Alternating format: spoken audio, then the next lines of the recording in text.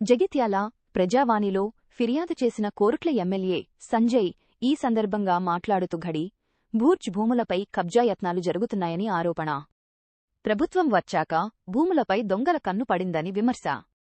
ఘడిబుర్జ్కు సంబంధించిన భూములను పరిరక్షించాలని కలెక్టర్కు విజ్ఞప్తి. చారిత్రక వారసత్వాన్ని కాపాడాలని ఎమ్మెల్యే సంజయ్ డిమాండ్. అక్కడ ఒక్క ఇటుక కూడా పడితే కులగొడతాం.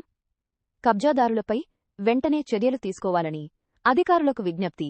చారిత్రక కట్టడాల సంరక్షణపై జిల్లా యంత్రాంగం దృష్టి సారించాలి. ధన్యవాదాలు. మా బాధ వినడానికి ఇక్కడ వరకు వచ్చినందుకు మీ అందరికీ కూడా పేరు పైన ధన్యవాదాలు చేస్తాం.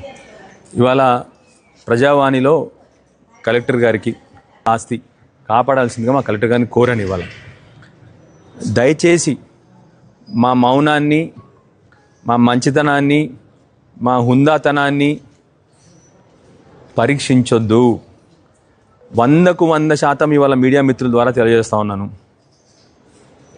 మా గడీ బుర్జ్ మీద కళ్ళు పడిన వాళ్ళు ఎవరన్నా కూడా ఉపేక్షించేది లేదు. వార్నింగ్ కూడా ఇస్తూ ఉన్నాము.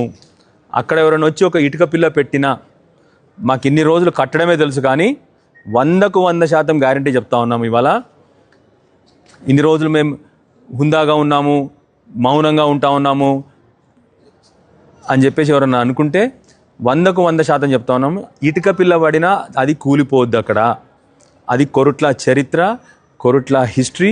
ఎవరన్నా కొరుట్ల చరిత్రతో ఆటలు ఆడుకుంటే మేము ఉపేక్షించేది లేదు.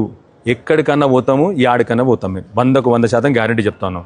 దయచేసి మళ్ళీ ఒకసారి విన్నవించుకుంటున్నా, ఎవరి కళ్ళైతే పడినాయో వెనక్కి తప్పుకోండి.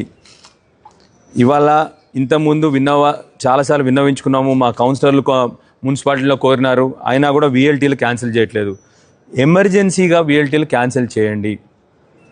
100కు 100% మేము వెనక్కి తగ్గేది లేదు.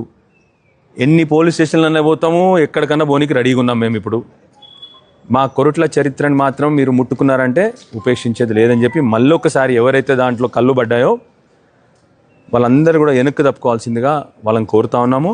ఎందుకంటే 100కు 100% మీరు ఏమని అనుకుంటున్నారో కానీ అక్కడ మీరు ఏమైనా పర్మిషన్ తీసుకొని కట్టినా కూడా 100కు 100% కూలిపోవడం గ్యారంటీ.